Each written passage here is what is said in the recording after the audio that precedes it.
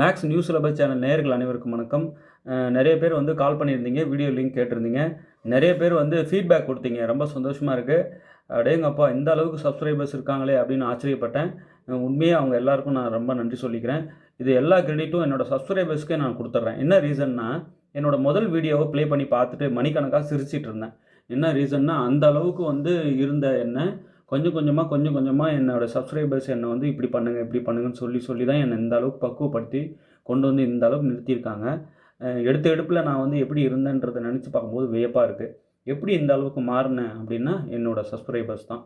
எங்கேருந்து வேணாலும் கால் பண்ணி இப்படி பண்ணுங்கள் அப்படி பண்ணுங்கள், இது இப்படி பண்ணால் இன்னும் நல்லாயிருக்கும், இந்தமாரி பண்ணிக்கிட்டு இருக்கீங்களா, இது அப்படியே இன்னும் ஸ்பீடாக்குங்க அப்படின்னு கொஞ்சம் கொஞ்சமாக என்னை திருத்தி வீடியோ கிளியராக இல்லை, இன்னும் வீடியோவில் வந்து இந்த மாதிரிலாம் எழுதுங்க அப்படின்லாம் சொல்லி கொஞ்சம் கொஞ்சமாக என்னை செதுக்கி கொண்டு வந்தாங்க. அதுதான் இந்த அளவுக்கு அப்டேட் ஆக காரணம். இன்னமும் என்னை செதுக்கிட்டு இருக்காங்க. அதுதான் இன்னும் ஆச்சரியம். என்ன கேட்குறாங்கன்னா, லைவ் கிளாஸ் நீங்கள் வந்து நேரடியாக வகுப்பு வந்து சென்டர் போடுங்களேன் அப்படின்றாங்க. சென்டர் போட முடியாத சூழ்நிலையில் இருக்கேன். நிறைய கமிட்மெண்ட்ஸு, எதையுமே நான் அவாய்ட் பண்ண முடியாத நிலைமையில் இருந்துகிட்டு இருக்கேன். கண்டிப்பாக உங்கள் ஆதரவு இருந்தால் நிச்சயமாக சென்டர் போட்டு உங்கள் எல்லாருக்கும் வகுப்பு எடுப்பேன். விடமாட்டேன். வகுப்பு எடுக்கும்போது இந்த மாதிரி வரும்னு இல்லை, வேறு மாதிரி இருப்பேன் இன்னும். நல்லா அதுக்குன்னே ப்ரிப்பேர் ஆகிட்டு பக்காவாக இப்போ வந்து நோட்டை எடுக்கிறேன், ஒரு கணக்கு எழுதுகிறேன், அப்படியே நடத்துகிறேன். என்ன தோணுதோ அதை அப்படியே சொல்கிறேன் இல்லையா? ஆனால் கிளாஸ் வந்து டைரெக்டாக கிளாஸ் போட்டேன்னா, அதுக்குன்னு ப்ரிப்பேர் ஆகிட்டு வந்துட்டேன்னா, நான் தான் வகுப்பு எடுக்கிறேனான்னு எனக்கே தெரியாது. அந்த மாதிரி ரெடி ஆகிட்டு வருவேன். ரெடி ஆகாமல் தான் இப்போ போட்டுட்ருக்கிற வகுப்பு எல்லாமே. தெரிஞ்சதை அப்படி தோன்றதை அப்படியே சொல்லிக்கிட்டு இருக்கேன். ஸோ இந்த மாதிரி வகுப்புக்கே இப்படி வந்து ஒரு ரெஸ்பான்ஸ் கிடச்சிட்ருக்கு. நிறைய பேர் வந்து சார் ஃபஸ்ட் ஸ்டாண்டர்ட் பையனை தூக்கிட்டு வந்து உட்கார வச்சா கூட அவனுக்கே கூட புரியும், நல்லா புரியுது அப்படின்னு சொல்லிட்டு கமெண்ட் கொடுத்துருந்தாங்க. என்கரேஜ் பண்ணுறாங்க. ரொம்ப சந்தோஷமாக இருக்குது. அவங்க எல்லாருக்கும் தேங்க் பண்ணிக்கிறேன். நிறைய சம்ஸ் வந்து போட்டு எனக்கு கமெண்ட் வீடியோஸை வந்து ஒரு சிலர்லாம் ப்ளே பண்ணி பார்க்குறாங்க. நீங்கள் எவ்வளோ நேரம் பார்த்தீங்கன்ற ரிப்போர்ட்லாம் நான் பார்க்கலாம் இங்கே. ஸோ பார்க்கும்போது ஒரு சில கொஷின்ஸ் நான் கேட்குறேன் இல்லையா, அதுக்கெலாம் ஆன்சர்ஸ் பண்ணுறாங்க.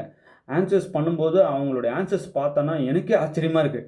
எவ்வளோ ஆர்வமாக பண்ணுற கூட்டம் இருக்காங்களே அப்படின்ட்டு. ஸோ உங்கள் ஆர்வம் என்ன பண்ணுதுன்னா, நான் அடுத்து என் வேலையை செய்ய வைக்குது. இன்னும் இவங்களுக்கெல்லாம் பண்ணணும் அப்படின்னு சொல்லிட்டு ஒரு ஆர்வம் வருது. அப்புறம் ரொம்ப நான் இன்றைக்கி ரொம்ப ஃபீல் பண்ண ஒரு விஷயம் என்னென்னா, நிறைய பேர் வேலைக்கு போயிட்டு படிக்கிறீங்க. அதுதான் கண் கலங்க வச்சுது. அவங்களோட சூழ்நிலைகள் எல்லாம் சொல்கிறீங்க. நிஜமாகவே வந்து ஏதாவது செய்யணும் நாம அவங்களுக்கெல்லாம் அப்படின்ற ஒரு உணர்வு இன்றைக்கெல்லாம் என்னை ரொம்ப வாட்டினது. என்ன பண்ணலாம் அப்படின்னா, நல்ல நல்ல வீடியோஸும் நான் உங்களுக்கு கொடுக்கலாம். அது ஒன்று தான் என்னால் இப்போதைக்கு செய்ய முடியும். ஸ்டடி மெட்டீரியல் ப்ரிப்பேர் பண்ணுற டீம் வேறு. அவங்க அதுக்குன்னே பாவம் எல்லா வேலையும் விட்டுட்டு அதே வேலையை முழு மூச்சாக செஞ்சிட்ருக்காங்க. அதில் போய் நம்ம இன்வால்வ் ஆனால் கொஞ்சம் ரொம்ப பாதிக்கப்படுவாங்க அவங்க. அதனால் முடிஞ்ச வரைக்கும் அட்லீஸ்ட் ஒரு அந்த ஜெராக்ஸ் காஸ்ட் மட்டும் வாங்கின்னு கொடுத்து விட்ருங்க. ஜெராக்ஸ் காஸ்ட், கொரியர் காஸ்ட் வாங்கி கொடுத்து விட்ருங்கன்னு நம்ம சொல்லலாம். ஆனாலுமே அவங்க அதுக்குன்னு ஒர்க் பண்ணுற அந்த டீமுக்கு வந்து ஒரு சாப்பாட்டுக்காவது நம்ம எதாவது செய்யணும். இல்லைனா சும்மானா யாரும் வேலை செய்ய மாட்டாங்க. அவ்வளோ அவங்க மொத்தமாக அவங்களோட ஸ்டடீஸு, அவங்களோட மற்ற வேலைகள் எல்லாத்தையும் நிறுத்திட்டு ஃபுல் டைமாக உங்களுக்காக ஒர்க் பண்ணுற அந்த டீமை கொஞ்சம் என்கரேஜ் பண்ணுங்கள். ஸ்டடி மெட்டீரியல் வாங்கி அவங்களுக்கெல்லாம் மோட்டிவ் பண்ணுங்கள். நான் உங்களுக்கு ஒன்றே ஒன்று செய்கிறேன். நல்ல நல்ல வீடியோஸ், நல்ல நல்ல ப்ராப்ளம்ஸ், அடடே இதெல்லாம் பார்த்தே இருக்க மாட்டீங்க, அடடே இவ்வளோ நாளாக இது தெரியாமல் இருந்தமாதிரி இது நல்லா புரியுது இல்லை அப்படின்ற ஒரு உணர்வு தினம் நான் கொடுத்துக்கிட்டே இருக்கணும்னு ஆசைப்பட்றேன். தொடர்ந்து வாட்ச் பண்ணிகிட்டே வாங்க. இந்த வேலைக்கு போகிறவங்களுக்கு ஒரே ஒரு கடவுள்கிட்ட நான் ப்ரே பண்ணிக்கிறது என்னென்னா, கண்டிப்பாக நீங்கள் போஸ்டிங் வாங்கணும். அதை நான் ப்ரே பண்ணிக்கிறேன். ஏன்னா எந்த குழந்தை வந்து ரொம்ப கஷ்டப்படுதோ அந்த குழந்தைய வந்து கடவுள் கைவிட மாட்டார். அது எனக்கு நல்லா தெரியும். நீங்கள் படுற கஷ்டத்தை விட பல மடங்கு உங்களுக்கு நன்மை செய்ய போகிறார். அது என்னால் உறுதியாக சொல்ல முடியும். யாரும் வொரி பண்ணாதீங்க. நல்ல ஹார்ட் ஒர்க் பண்ணுங்கள். நீங்கள் அங்கேயும் போயிட்டு வேலை செஞ்சுட்டு வந்து புத்தகத்தையும் எடுத்து படித்து சாதிக்கணும்னு துடிக்கிற ஒவ்வொரு நொடியும் கடவுள் வந்து பார்த்துட்ருப்பார். அந்த கால்குலேஷன் இருக்கு பாரு, அது வந்து கடவுள் எடுக்கிற கால்குலேஷன் பயங்கரமானது. அதுக்கான தக்க சன்மானத்தை கொடுக்காம விடவே மாட்டார். நீங்கள் எதுக்கும் பயப்படாமல் வொரி பண்ணாமல் படிச்சுக்கிறதே இருங்க. மார்னிங் வந்து 4 o'clock கண்டிப்பாக எழுந்துக்கணும். அப்படி மிஸ் ஆனால் அட்லீஸ்ட் 5 o'clock எழுந்திருக்கணும். செம்ம ஹார்ட் ஒர்க் பண்ணுற ஸ்டூடெண்ட்ஸ், சப்ஸ்கிரைபர்ஸ்லாம் இருக்காங்க. அவங்கெல்லாம் பேசும்போது கண் கலங்குது எனக்கு. ஹவுஸ் ஒய்ஃபாக இருக்காங்க, வீட்டில் இருக்கீங்க படிக்கலாம் இல்லைன்னு நம்ம அவங்கள அதட்டவே முடியல. அவ்வளோ வேலை சொல்கிறாங்க. அவங்கெல்லாம் அவங்க கதையை கேட்டால் அதுக்கு மேலே இருக்குது. கை குழந்தைங்கள வச்சுக்கிட்டு இருக்காங்க. ஒவ்வொருத்தருடைய ஹிஸ்ட்ரியெல்லாம் சொல்லும்போது இப்போ முடியல என்னால். அந்த அளவுக்கு வந்து வருத்தப்பட்டேன். சரி, எல்லாத்துக்கும் நான் ப்ரே பண்ணிக்கிறேன். கண்டிப்பாக நீங்கள் நிச்சயமாக தேர்வில் வந்து தேர்ச்சி பெற்று அரசு பணியில் அமரணும்னு இறைவனை வேண்டிக்கிறேன். நான் செய்கிற ஒரே ஒரு உதவி, உங்களுக்கு நல்ல நல்ல வீடியோஸ் கொடுப்பேன். அந்த வீடியோஸ் எல்லாம் எப்படியாவது பார்த்துருங்க போதும். ப்ளே பண்ணி விட்டுட்டு ஒருத்தவங்க சொல்கிறாங்க, சார் நான் ப்ளே பண்ணி விட்டுருவேன் கிச்சனில், அப்படியே ஓடிட்டுருக்கோம். அங்கே எக்ஸ்பிளைன் பண்ணுறது எல்லாத்தையும் நான் கேட்டுட்டு அப்படியே படிச்சுக்கிட்டு நான் என் வேலையும் செஞ்சுப்பேன் அப்படின்றாங்க. எந்த வீடியோவை நீங்கள் ப்ளே பண்ணி விட்டுருவீங்க, எதை பார்த்துட்டு நீங்கள் வேலையை பார்ப்பீங்க, வேலையை பார்த்துட்டே நீங்கள் கேட்பீங்க அப்படின்னு கேட்டேன். அந்த முக்கியமான ஸ்டேட்மெண்ட்ஸ்லாம் எழுதிட்டு ரீட் பண்ணுவேன், அதனோட எக்ஸ்ப்ளனேஷன்ஸ்லாம் சொல்வேன் நான். ஸோ அதை ப்ளே பண்ணி விட்டுட்டு ஹெட்செட்டை காதில் மாட்டிட்டு இவங்க வேலை செய்கிறது போல் அதெல்லாம் சொல்கிறாங்க. எனக்கு பயங்கர ஆச்சரியம். அப்போது நம்ம போடுற அந்த டேரக்ட் ஸ்டேட்மெண்ட்டு, ரிசல்ட்டு, தியரம், டெஃபினிஷன்ஸ்லாம் கொடுக்குறேன் இல்லையா தொகுத்து, அது எந்த அளவுக்கு ரீச் ஆகிருக்குன்றதை நல்லா உணர முடிஞ்சுது. ஸோ இந்த மாதிரி ஒவ்வொரு சுவாரஸ்யமான விஷயங்களும் உங்களோட நான் கண்டிப்பாக இனிமேல் வரும்போதெல்லாம் அடுத்தடுத்த வீடியோஸில் ஷேர் பண்ணுறேன். முடிஞ்ச வரைக்கும் லைவ் கிளாஸஸ் கொடுங்க அப்படின்னு சொல்லிட்டு தான் நிறைய பேரோட ஒரு ஆசையாக இருந்தது. சார் சென்டர் போடுங்க சார், நேரில் நடத்துங்க சார். இப்போ லாஸ்ட்டாக ஒரு காலர் கூட பேசினாங்க, நீங்கள் வந்து நேரடியாக கிளாஸ் எடுங்க அப்படின்னு சொன்னாங்க. ரொம்ப நன்றிங்க. உங்களுடைய நிறைய பெரியவங்க இதில் என்னென்னா பேசுகிறவங்க எல்லாம் எனக்கு தந்தை, எனக்கு தாய், இந்த ஸ்டேஜில் இருக்கிறவங்க நிறைய பேர் வந்து அவங்க வீட்டு பிள்ளைங்களுக்கு பேசுகிறாங்க. அப்புறம் நிறைய என்னை விட சீனியருங்க இருக்காங்க, அவங்களாம் இன்னும் போஸ்டிங் போகாமல் இருக்காங்க. குடும்ப சூழ்நிலை அதே வேலையாக இருந்தால் எண்ணெயை தூக்கி சாப்பிட்றவங்க தான், ஆனாலும் குடும்ப பாரத்தை சுமக்கிறதுனால இன்னும் போஸ்டிங் வாங்காமல் இருக்காங்க. டேலண்ட்டான ஆட்கள்லாம் இருக்காங்க. அவங்க எல்லாருக்கும் நான் விஷ் பண்ணுறேன். கண்டிப்பாக நீங்கள் அடித்தே தீர்வீங்க. உங்களுக்கெல்லாம் நான் ஏதாவது ஒரு விதத்தில் சப்போர்ட்டிவாக இருக்கணும். ஆனால் நீங்கள்லாம் நிச்சயமாக எனக்கு சப்போர்ட்டிவாக இருக்கீங்க, என்கரேஜ் பண்ணிகிட்டு இருக்கீங்க. உங்களுடைய என்கரேஜிங் வேர்ட்ஸ் தான் என்னை காப்பாற்றும். அதை அப்படியே கண்டினியூ பண்ணுங்கள். சேனல் சப்ஸ்கிரைப் பண்ணி வச்சுக்கோங்க. உங்கள் ஃப்ரெண்ட்ஸ் எல்லாருக்கும் சஜஸ்ட் பண்ணுங்கள். அது போதும். தொடர்ந்து நான் வந்து நல்ல நல்ல வீடியோஸ் கொடுக்குறேன். இப்போது சால்வ் த டிஃபரன்ஷியல் ஈக்குவேஷன் சொல்லிட்டு, அதாவது இந்த ஈக்குவேஷனோட ஜென்ரல் சொல்யூஷன் வந்து நான் கேட்டிருந்தேன். நிறைய பேர் போட்டு சரியான ஆன்சர் பண்ணியிருந்தீங்க. சில பேர் வந்து இதை எப்படி சால்வ் பண்ணுறது, இந்த ஐடியா வந்து ஏற்கனவே எனக்கு வந்து இந்த மாதிரி டிஃபரன்ஷியல் ஈக்குவேஷன், இது வந்து டிஃபரன்ஷியல் ஈக்குவேஷனா அப்படின்னு சொல்கிற மாதிரி இது வந்து எஸ், இது வந்து டிஃபரன்ஷியல் ஈக்குவேஷன். இது வந்து ஃபஸ்ட் ஆர்டர், ஆனால் ஹையர் டிகிரி. ஆர்டர் ஒன்று தான், ஆனால் ஹையர் டிகிரி உள்ள டிஃபரன்ஷியல் ஈக்குவேஷன். இந்த இடத்துல P வந்து dy/dx அப்படின்னு அர்த்தம். அப்போ dy/dx இந்த இடத்துல போட்டிங்கன்னா அதுக்கு மேலே ஸ்கொயர் இருக்குது. அப்போது டிகிரி பாருங்கள் ஹையர் டிகிரியாக இருக்குது, ஆர்டர் ஒன்று தான். ஸோ அந்த மாதிரி இருக்கிற டிஃபரன்ஷியல் ஈக்குவேஷன் இது. இதை சால்வ் பண்ணுறதுக்கு நம்ம என்ன பண்ணணும், முதல்ல இந்த P வேல்யூ ஃபைண்ட் அவுட் பண்ணணும். p² - 7p + 12 = 0 இப்படி இருக்குன்னா, இந்த P வேல்யூ சால்வ் பண்ணுறதுக்கு நான் டேரெக்டாக ஃபார்முலா ஒன்று சொன்னேன் இல்லையா, அந்த ஃபார்முலா வச்சும் போடலாம். இல்லைனா இதை டேரெக்டாக ஃபேக்டரைஸே பண்ணிடலாமே, நமக்கு தான் தெரியுமே. p - 3 × p - 4 right. மல்டிப்ளை பண்ணால் +12 வரும். அந்த மல்டிப்ளை பண்ணுற -3 -4 ஆட் பண்ணால் -7 வரும். கரெக்டாக இப்படி தானே ஃபேக்டரைசேஷன். இப்போ இது நம்ம என்ன பண்ணிக்கலாம், p = +3, +4. அப்போ p வேல்யூ 2 வருது. p = +3 ஒரு கேஸு, p = +4 ஒரு கேஸு. இப்போ நம்ம pக்கு பதிலாக dy/dx போட்டுக்கணும். நம்ம சொல்யூஷன் வேணும் இல்லையா. dy/dx = 3. இந்த dx எடுத்து இப்படி மல்டிப்ளை பண்ணிடலாம். இந்த பக்கம் மல்டிப்ளை பண்ணிட்டோம்னா dy = 3dx இப்படி ஆகிடும் ரைட். இப்போது இந்த 3dx இந்த பக்கம் கூட கொண்டு வந்துடலாம். அப்போ dy - 3dx = 0. இல்லைன்னா இந்த dy கூட அந்த பக்கம் கொண்டு போயிடலாம். எப்படி வேணாலும் செய்யலாம். ஆப்ஷன் என்ன கொடுத்துருக்காங்களோ அது தகுந்த மாதிரி நீங்கள் பண்ணிக்கணும். இப்போ நான் இன்டகிரேட் பண்ணிடுறேன். dy - 3 × dx = 0. இப்போ இன்டகிரேட் பண்ணோம்னா dy வந்து y, -3 × dx வந்து x = constant, integrating constant c.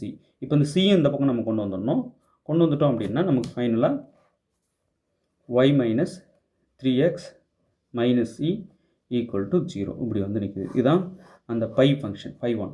Okay. இப்போ இன்னொரு கேஸ் நம்ம இதிலேருந்து கிடைக்கிற சொல்யூஷன் π2. இது ரெண்டையும் கம்பைன் பண்ணி ஃபேக்டர்ஸாக எழுதி =0 போட்டுட்டோம்னா அதுதான் ஜென்ரல் சொல்யூஷன். ஓகே. இப்போ p வந்து dy/dx அப்படின்னு எடுத்துக்கிறோம். இப்போது =4, சேம் இந்த dx எடுத்து மல்டிப்ளை பண்ணிடுறோம். இப்போ dy = 4dx ரைட். இப்போது நம்ம இந்த 4dx இந்த பக்கம் எடுத்துகிட்டு வந்தோம்னா dy - 4dx = 0.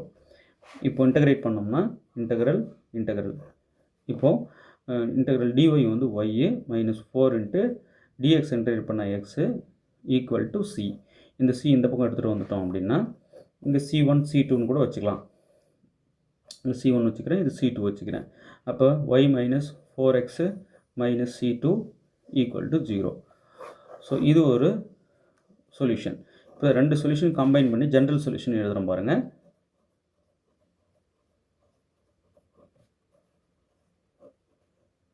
இது ரெண்டையும் ஃபேக்டர்ஸாக எழுதலாம்.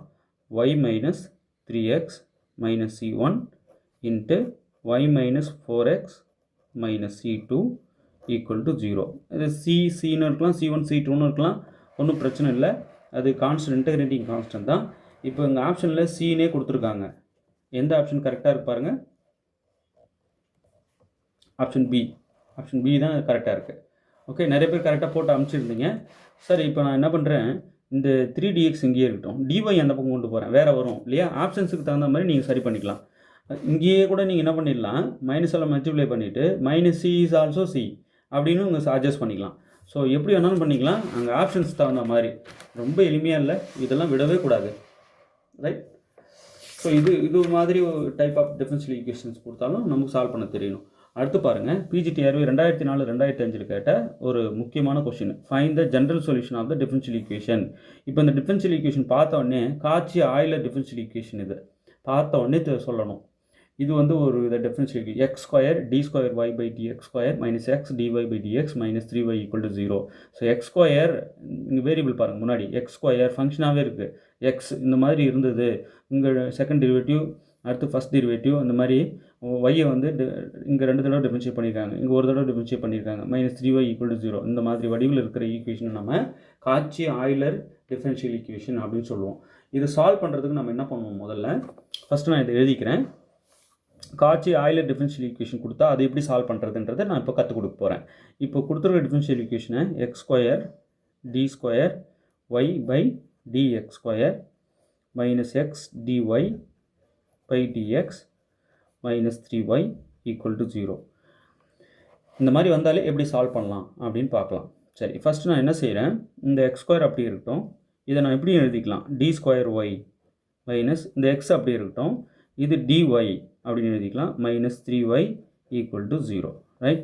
இது இந்த டி ஸ்கொயர் டிஎக்ஸ் ஸ்கொயர் இப்படி டி ஸ்கொயர் பை டிஎக்ஸ் ஸ்கொயரை டி ஸ்கொயர்னு எழுதிக்கிறேன், டி பை டிஎக்ஸை டின்னு எழுதிக்கிறேன், அவ்வளோதான். மற்றபடி எல்லாம் அப்படியே இருக்குது. இப்போது இந்த X square D square minus X D minus 3 இப்படி எழுதிட்டு ஒய்யை காமனாக இப்படி வெளியே எடுத்துட்றேன், ஈக்குவல் டு 0. இப்படி எழுதலாம் அதை, இல்லையா? ரைட். இப்போது இந்த மாதிரி இருந்ததுன்னா காட்சி ஆயிலர் டிஃபரன்ஷியல் ஈக்குவேஷனுக்கு மட்டும் நம்ம என்ன செய்கிறோம், எக்ஸை இ பவர் இசட் அப்படின்னு எடுத்துக்கிறோம். இப்போது எக்ஸ் டியை டி1ன்னும் எக்ஸ் ஸ்கொயர் டி ஸ்கொயரை d1 into d1 minus 1ன்னும் put பண்ணுறோம். இது எடுத்துட்டோம் அப்படின்னாலே நம்ம சொல்யூஷன் பிடிச்சிடலாம். ஸோ காட்சி ஆயிலர் டிஃபரன்ஷியல் ஈக்குவேஷனை நம்ம சால்வ் பண்ணுறதுக்கு இந்த விஷயத்தை புட் பண்ணுறோம், ரைட்? அவ்வளோதான். இதை நம்ம புட் பண்ணோம்னா இதில் முடிஞ்சிடுச்சு. இப்போது எக்ஸ் ஸ்கொயர் டி ஸ்கொயர் என்ன சொன்னேன், d1 இன்ட்டு d1 மைனஸ் 1 எடுத்துக்கணும் இந்த term. So d1 into d1 minus 1 minus x டியை d1 மைனஸ் 3 இன்ட்டு வெளியே ஒய் ஈக்குவல் டு 0. இப்போ அந்த d1 உள்ள மல்டிப்ளை பண்ணோம் அப்படின்னா d1 square minus d1 minus d1 minus 3 into y equal to 0, right? இப்போது இந்த d1 ஸ்கொயர் அப்படி இருக்கட்டும், minus d1 minus d1 minus 2d1 minus 3 y equal to 0, right? இப்போ நம்ம இதுக்கு ஆக்சிலரி ஈக்குவேஷன் எழுதலாம், இல்லையா? இதுக்கு நம்ம காம்ப்ளிமெண்ட்ரி ஃபங்க்ஷன் ஈஸியாக சொல்ல முடியும். காம்ப்ளிமெண்ட்ரி ஃபங்க்ஷன் தான் இதுக்கு சொல்யூஷனும், ஏன்னா ரைட் சைடில் 0 ஆகிடுச்சு, பர்டிகுலர் இன்டெக்ரல் 0 ஆகிடும். அப்போ general solution y equal CF plus PIயில் CF மட்டும் தான் நமக்கு சொல்யூஷனாக நிற்கும். ஸோ இது எப்படி எழுதலாம், auxiliary equation m square minus 2m minus 3 equal to 0. இதுதான் ஆக்சிலரி ஈக்குவேஷன். இப்போ இதை நம்ம என்ன பண்ணணும், மல்டிப்ளை பண்ணால் மைனஸ் 3 வரணும், மல்டிப்ளை பண்ணுற 2 நம்பர் ஆட் பண்ணால் மைனஸ் 2 வரணும். 1 இன்ட்டு 3 மைனஸ் 3, அப்போ 3க்கு தான் மைனஸ் கொடுக்குறோம். ஸோ m ப்ளஸ் 1 ஒன்று, m மைனஸ் 3 ஒன்று, இது ஃபேக்டர்ஸாக பிரிச்சுக்கிறோம் அப்படி. அப்போ ரெண்டு சொல்லி m equal to minus 1, plus 3 இந்த மாதிரி வந்து நிற்குது சொல்யூஷன். அப்போ காம்ப்ளிமெண்ட்ரி ஃபங்க்ஷன் நமக்கு என்ன கிடைக்கும்னா, complimentary function y equal to a e power minus எக்ஸுக்கு பதிலாக இங்கே z அப்படின்னு கொடுக்கணும், ப்ளஸ் b e பவர் 3 எக்ஸுக்கு பதிலாக இசட்னு கொடுக்கணும். நம்ம அங்கே பொதுவாக நம்ம வந்து காம்ப்ளிமெண்ட்ரி ஃபங்க்ஷன் எழுதும்போது எக்ஸ்ன்னு தான் போடுவோம். ஆனால் இங்கே காச்சி ஆய்லர் டிஃபரன்ஷியல் ஈக்குவேஷன் சால்வ் பண்ணுறதுக்கு நம்ம இந்த இடத்துல என்ன பண்ணக்கூடாது, எக்ஸை போடக்கூடாது. என்னன்னு போடணும், இசட்னு போடணும். ஓகே, சரி. இப்போது இதான் வந்து நமக்கு சொல்யூஷன் ஆகிடுச்சு. ஆனால் இன் டேர்ம்ஸ் ஆஃப் எக்ஸில் இருக்குது சொல்யூஷன் எல்லாமே. இப்போ இதை நம்ம மாற்றி ஆகணும். நான் என்ன சொல்கிறேன், எக்ஸை வந்து நான் இ பவர் இசட்னு எடுத்துக்கிட்டேன் எக்ஸை.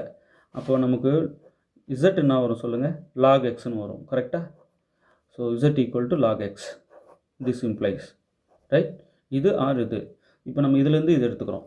ஆனால் நம்ம இங்கே போடும்போது எக்ஸ்ன்னு போடக்கூடாதா சார்? போடக்கூடாது. காச்சி ஆய்லர் டிஃபரன்ஷியல் ஈக்குவேஷன் பொறுத்த வரைக்கும் டைரெக்டாக இங்கே நம்ம எக்ஸ் டேர்முக்கு பதிலாக இசட்டு தான் போடணும். இசட் தான் இங்கே சொல்யூஷனில் யூஸ் பண்ணணும்.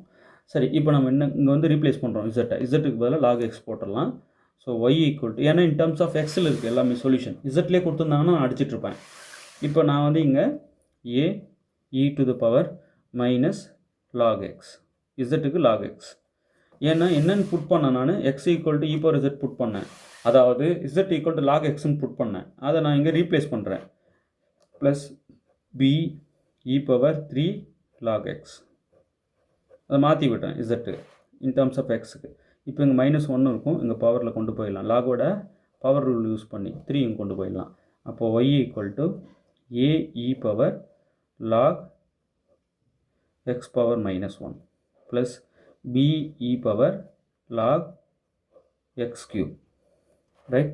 இப்போது இங்கே இ பவர் லாக் இது கட் ஆகிடும் இல்லையா, ஒன்றுக்கு ஒன்று இன்வர்ஸ், அதனால் இது கட் ஆகிடும்.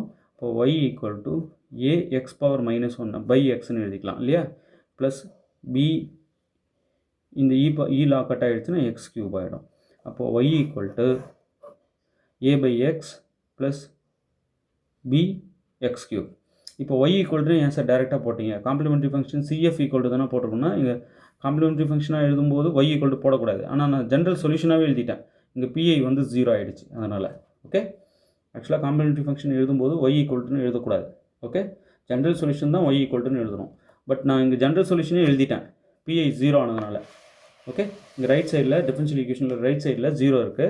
ஸோ பர்டிகுலர் இன்டெக்ரல் என்ன ஆகிடும், 0 ஆகிடும். இவ்வளோ தான் விஷயம். இப்போ இங்கே எந்த ஆப்ஷன் கரெக்டுன்னு பாருங்கள், ஆப்ஷன் பி ரைட். ரொம்ப ஈஸி. காச்சி ஆய்லர் டிஃபரன்ஷியல் ஈக்குவேஷன் சால்வ் பண்ணுற வே இதுதான் ரைட்.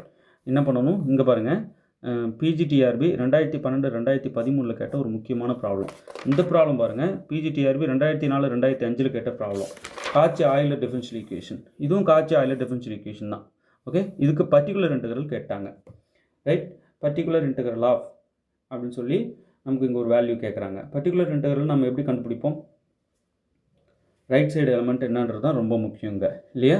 சரி, ஃபஸ்ட்டு கொடுத்துருக்குற டிஃபரன்ஷியல் ஈக்குவேஷன் எடுத்துக்கிறேன்.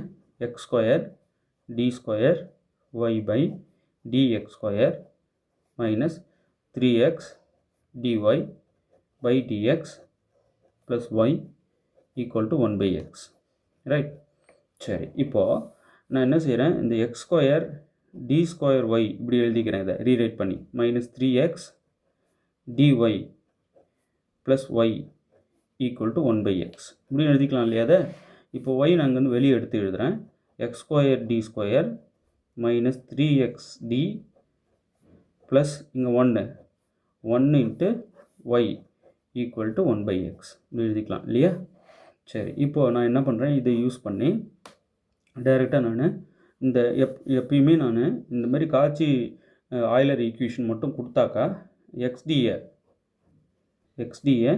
d1னும் எக்ஸ் ஸ்கொயர் டி ஸ்கொயரை நாம் d1 இன்ட்டு d1 - 1னும் எடுத்துக்கணும் இல்லையா. அதாவது x equal to e power இசட்னு எடுக்கணும், or log x equal to z அப்படின்னு நம்ம புட் பண்ணுறோம். இது எல்லாத்தையும் நம்ம இதுக்குள்ளே போடுறோம். இந்த 1ல் கொண்டு போய் சப்ஸ்டியூட் பண்ணோன்னா என்ன ஆகும் அப்படின்னு பார்க்குறோம். இப்போது X equal to e power Z அப்படின்னா இங்கே 1/x என்ன வரும் சொல்லுங்கள் பார்க்கலாம். 1/x வந்து இ பவர் -z வரும். கரெக்டாக? இதோட தலைகீழி தான் இது ரைட், நமக்கு தேவைப்படுது அதனால். ஸோ இது எல்லாத்தையும் ஃபஸ்ட்டில் கொண்டு போய் நம்ம சப்ஸ்டியூட் பண்ணோம் அப்படின்னா இந்த எக்ஸ் ஸ்கொயர் டி ஸ்கொயருக்கு பதிலாக d1 இன்ட்டு d1 - 1 போடுவோம். மைனஸ் 3 இன்ட்டு இந்த 3 அப்படியே வச்சுக்கிறோம். எக்ஸ்டிக்கு பதிலாக d1 போடுவோம். ப்ளஸ் 1 இன்ட்டு வெளியே வந்து y வச்சுக்கிட்டு ஈக்குவல் டு 1/xஐ e பவர் மைனஸ் z அப்படின்னு எழுதிக்கிறோம். இப்போ உள்ள மல்டிப்ளை பண்ணிங்கன்னா d1 square minus d1 minus 3d1 plus 1 into y equal to e power minus z. இப்போது இந்த d1 ஸ்கொயர் அப்படியே இருக்கட்டும். இந்த minus d1 minus 3d1 minus 4d1 plus 1 into y equal to e power minus z. So இந்த இந்த இந்த எல்லா விஷயத்தையும் கொண்டு வந்து புட் பண்ணோன்னா இப்படி ஆகிடுது கொடுத்துருக்குற டிஃபரன்ஷியல் ஈக்குவேஷன். இப்போது இதனுடைய ஆக்சிலரி ஈக்குவேஷன் எழுதுகிறேன். ஆக்சிலரி ஈக்குவேஷன் எழுதுனா தானே என்னால் காம்ப்ளிமெண்ட்ரி ஃபங்க்ஷன் கண்டுபிடிக்க முடியும். ஸோ ஜஸ்ட் d1 இருக்கிறதுல m யூஸ் பண்ணிக்கிறேன். m ஸ்கொயர் மைனஸ் 4m இந்த பார்ட் மட்டும்தான் எடுத்துக்கணும் ஆக்சிலரி ஈக்குவேஷன் எழுத. So m square minus 4m plus 1 equal to 0, right? ஆனால் அவங்க கொஷினில் பர்டிகுலர் இன்டகரல் தான் கேட்டிருக்காங்க. கவனிங்க, ஜென்ரல் சொல்யூஷன் கேட்கல, காம்ப்ளிமெண்ட்ரி ஃபங்க்ஷன் கேட்கல, பர்டிகுலர் இன்டகரல் தான் கேட்டிருக்காங்க. ஸோ பர்டிகுலர் இன்டகரல் கண்டுபிடிக்கணும்னா இந்த பார்ட் நமக்கு இருந்தால் போதும். ஸோ நான் ஆக்சிலரி ஈக்குவேஷன்ஸ் காம்ப்ளிமெண்ட்ரி ஃபங்க்ஷன் எனக்கு தேவையில்லை, டைரெக்டாக பர்டிகுலர் இன்டகரல் போயிடுறேன். பர்டிகுலர் இன்டகரல் ஈக்குவல் டு 1 இந்த பார்ட் மட்டும் d1 square minus 4d1 plus 1 into right side e power minus z. Right side element என்னவோ அது கொண்டு வந்து அப்படியே இன்ட்டு போட்டு எழுதிக்கணும். இதுதான் வந்து PI இல்லையா? இப்போது எக்ஸ்பொனென்ஷியல் ஃபங்க்ஷன் கொடுத்துட்டாங்க. இந்த சைடில் x X square log x எது வேணாலும் கொடுப்பாங்க, நீங்கள் கன்ஃபியூஸ் ஆகக்கூடாது. இங்கே ட்ரிகோனோமெட்ரி ஃபங்க்ஷன்ஸ் கூட கொடுப்பாங்க. ஸோ எப்படி கொடுத்தாலும் போடுறதுக்கு நிறைய டைப் இருக்குது. ஒன்று நான் வீடியோ போட்டுகிட்டே வரேன், கவனிச்சுட்டே வாங்க. இப்போ எக்ஸ்பொனென்ஷியல் ஃபங்க்ஷன் கொடுத்தா இங்கே முன்னாடி இருக்கிற இந்த e பவர் இந்த கான்ஸ்டன்ட் பாருங்கள், எக்ஸோட கீழ் இந்த இசட்டோட கீழ் -1 அதை கொண்டு வந்து d1க்கெல்லாம் நம்ம ரீப்ளேஸ் பண்ணணும். அவ்வளோதான், PI கிடச்சிரும். 1/-1 ஸ்கொயர். இப்போ e பவர் az இருக்குன்னா ஏவை கொண்டு வந்து dக்கெலாம் கொடுக்கணும். அதுதான் இங்கே செஞ்சிட்ருக்கேன். மைனஸ் அது ஒரு ரூல் இல்லையா, நமக்கு தெரியும். Plus 1 into e power minus z. அப்போது a வேல்யூ கொண்டு வந்து dக்கு கொடுக்கணும் இல்லையா? எஸ், ஆமாம். இப்போ இது சிம்பிளிஃபை பண்ணோம் அப்படின்னா ஃபைனலாக நமக்கு என்ன கிடைக்குதுன்னா 1/1 ஸ்கொயர் 1 மைனஸ் 1 ஸ்கொயர் பண்ணால் 1. இங்கே minus into minus plus 4 plus 1 plus 4 plus 1 into e to the power minus z. அப்போது 1/6 into e power minus z நம்ம மாற்றி விட்டுடலாம். இப்போது z என்ன ஆக்சுவலாக லாக் எக்ஸ் இல்லையா? இப்போ அந்த இடத்துல மாற்றி விடுறோம். இன் டேர்ம்ஸ் ஆஃப் எக்ஸில் இருக்குது வேல்யூஸ் எல்லாமே. ஸோ லாக் எக்ஸ் இங்கே -1 இங்கே பவர் கொண்டு போய்ட்றேன். அப்போ என்ன ஆகும்னா 1/6 e power log X power -1. இந்த ஈயும் லாகும் கட் ஆகிடும், ஒன்றுக்கு ஒன்று இன்வெர்ஸ். ஸோ 1 இந்த எக்ஸ் பவர் -1 மட்டும் இருக்கும், அது 1/xன்னு எழுதிக்கலாம். அதாவது 1/6x டினாமினேட்டர் கொண்டு வந்துடுறேன். Okay, PI particular integral 1/6x வந்து நிற்குது, ரைட்? ரொம்ப ஈஸி. இப்போ இதில் பர்டிகுலர் இன்டகரல் 1/6x எங்கே இருக்கு பாருங்கள், ஆப்ஷன் சி. ஜென்ரல் சொல்யூஷன் அவங்க கேட்கல, பர்டிகுலர் இன்டகரல் தான் கேட்குறாங்க. இது எப்போ கேட்டிருக்காங்க? PGTRB 2012-2013 கேட்டிருக்காங்க, ரைட்? இந்த விஷயத்தை காட்சி ஆயிலர் டிஃபரன்ஷியல் ஈக்குவேஷன் சால்வ் பண்ணுறதுக்கு இந்த விஷயத்தை நம்ம புட் பண்ணணும், அவ்வளோதான். இதை மறந்துடாதீங்க. இது இந்த மாதிரி வடிவத்தை கொண்டு வந்துட்டு ஆக்சிலரி ஈக்குவேஷன் எழுதி ஜென்ரல் சொல்யூஷன் பிடிக்கிறதா இருந்தால் CF வேணும். பட் இங்கே பர்டிகுலர் இன்டகரல் கேட்டாங்கன்னா டேரெக்டாக நான் இந்த டி பார்ட்டை மட்டும் எடுத்து 1/ன்னு எழுதி into right hand side value போட்டு அந்த எக்ஸ்பொனென்ஷியல் ஃபங்க்ஷன் இருந்தால் ஈஸி நமக்கு. அந்த கெழு இருக்கு பாருங்கள், வேல்யூ கொண்டு வந்து டிக்கு பதிலாக சப்ஸ்டியூட் பண்ணி சிம்பிளிஃபை பண்ணிட்டா முடிஞ்சிருச்சு. அதுதான் பர்டிகுலர் இன்டகரல். என்ன ஒன்று இங்கே இன் டேர்ம்ஸ் ஆஃப் இசட்டில் விடக்கூடாது, நம்ம அதை எக்ஸுக்கு மாற்றி விடணும். ஏன்னா இங்கே நம்ம என்ன சொல்லணும், z ஈக்குவல் டு லாக் எக்ஸ்ன்னு எடுத்தோம் இல்லையா, அதை மாற்றி விடணும், அவ்வளோதான், முடிஞ்சது. Particular integral 1/6x, right? நல்லா புரிஞ்சிருக்குன்னு நினைக்கிறேன். இப்போ அடுத்தது பாருங்கள், பாலிடெக்னிக் டிஆர்பி 2006-2007 ஒன்று நடந்திருக்கு. அதில் கேட்டிருக்காங்க complementary function of X square D square Y by D X square minus 7x dy by dx plus 12y equal to X square is dash அப்படின்னு சொல்லிட்டு காம்ப்ளிமெண்ட்ரி ஃபங்க்ஷன் கேட்குறாங்க. இதுவும் காட்சி ஆயிலர் டிஃபரன்ஷியல் ஈக்குவேஷன் தான், டவுட்டே இல்லை இல்லையா? இந்த வடிவில் இருந்தாலே இது காட்சி Euler differential equation. X square D square X D இப்படி இருந்தாலே. ஸோ இதை நான் கொடுத்துருக்கிற டிஃபரன்ஷியல் ஈக்குவேஷன் முதல்ல எழுதிக்கிறேன்.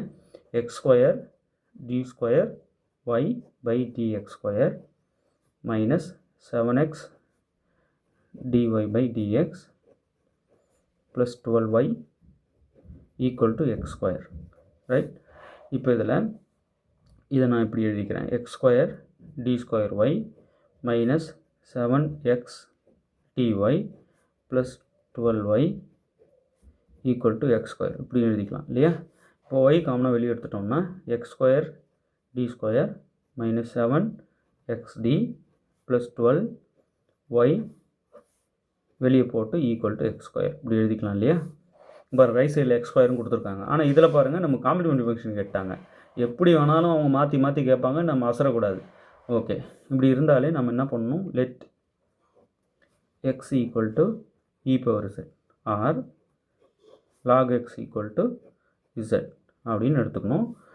முக்கியமாக நம்ம xdயை d1னும் எக்ஸ் ஸ்கொயர் டி ஸ்கொயரை d1 இன்ட்டு d1 மைனஸ் 1 அப்படின்னு எடுத்துக்கணும். Sir x cube D cube இருந்தா sir? Yes, d1 into d1 minus 1 into d1 minus 2 இப்படி எடுத்துக்கணும். இப்படி போயிட்டே இருக்கும். இப்போ எப்படி கேட்டாலும் நீங்கள் வந்து எடுத்துக்க தெரியணும். இப்போ நமக்கு ஈஸியாக ஸ்கொயரோட நிறுத்திக்கிட்டாங்க. இந்த விஷயம் எல்லாத்தையும் நம்ம புட் பண்ணுறோம் இந்த 1ல். ரைட். ஸோ 1 இம்ப்ளைஸ் எப்படி மாறி நிற்கும்னா எக்ஸ் ஸ்கொயர் டி ஸ்கொயர் இங்கே வந்து d1 into d1 minus 1 minus 7 into xd வந்து d1 plus 12 into y equal to X square இப்படி ஆகிடும். இது சிம்பிளிஃபை பண்ணி வச்சுட்டோம் அப்படின்னா d1 square minus d1 minus 7d1 plus 12 into y equal to X square இப்படி ஆகிடும். இப்போது d1 square minus d1 minus 7d1 minus 8d1 plus 12 into y equal to X square இப்படி ஆகிடும் இல்லையா. இப்போ நம்ம இது ஃபேக்டரைஸ் பண்ணோம் அப்படின்னா இதுக்கு ஆக்சிலரி ஈக்குவேஷன் முதல்ல எடுப்போம். ஏன்னா காம்ப்ளிமெண்ட்ரி ஃபங்க்ஷன் தானே கேட்குறாங்க. இதுக்கு ஆக்சிலரி ஈக்குவேஷன் என்ன, டிக்கெல்லாம் m கொடுக்குறோம். m square minus 8m plus 12 equal to 0 இப்படி ஆகிடும். இப்போ இதை நம்ம ஃபேக்டரைஸ் பண்ணோம்னா இப்போது மல்டிப்ளை பண்ணால் 12 வரணும். மல்டிப்ளை பண்ணுற 2 நம்பர் ஆட் பண்ணால் மைனஸ் 8 வரணும். அப்போது m மைனஸ் 2 m மைனஸ் 6 கரெக்டாக வரும் இல்லையா. ஸோ வேல்யூ m வேல்யூஸ் 2 6 இல்லையா. இப்போ இதை வச்சு நம்ம காம்ப்ளிமெண்ட்ரி ஃபங்க்ஷன் எழுதலாம் இல்லையா. இன் டர்ம்ஸ் ஆஃப் இசட்டில் எழுதும்போது இல்லையா. அதான் காட்சி டிஃபரன்ஷியல் ஈக்குவேஷனோட, காட்சி ஆயிலர் டிஃபரன்ஷியல் ஈக்குவேஷனோட சொல்யூஷன் காம்ப்ளிமெண்ட்ரி ஃபங்க்ஷனோட இதுவே. அப்போ CF equal to AE to the power first one என்ன வேல்யூ 2 அப்புறம் 6. ஸோ 2z 2xன்னு போடுவோம், அங்கே z யூஸ் பண்ணிக்கணும். இன் டர்ம்ஸ் ஆஃப் zக்கு எல்லாத்தையும் மாற்றிட்டோம் நம்ம. BE power 6z. இப்போ இதை மாற்றி விட்டுறணும். zன்றது என்னது ஆக்சுவலாக log x இல்லையா, அது மாற்றி விட்டுலாம். இது சொல்யூஷன் தான், அதை ரீரைட் பண்ணிடுறோம். CF equal to AE to the power 2 log x plus BE to the power 6 log x. Right. இந்த 2 மேலே கொண்டு போயிடுங்க, இந்த 6 மேலே கொண்டு போயிடுங்க. அப்போ CF என்ன வந்து நிற்குதுன்னா CF equal to AE to the power log x square plus BE to the power log x power 6 இப்படி ஆகிடும். லாகோட பவர் ரூல் யூஸ் பண்ணுறேன், அவ்வளோதான். இந்த ஈயும் லாகும் ஒன்றுக்கு ஒன்று இன்வர்ஸ், ஸோ வேனிஷ் ஆகிடும். அப்போ என்ன ஆகிடுதுன்னா CF equal to AX square plus BX power 6 இப்படி வந்து நிற்குது. ரைட். இப்போ காம்ப்ளிமெண்ட்ரி ஃபங்க்ஷன் இது எங்கே இருக்கு பாருங்கள்.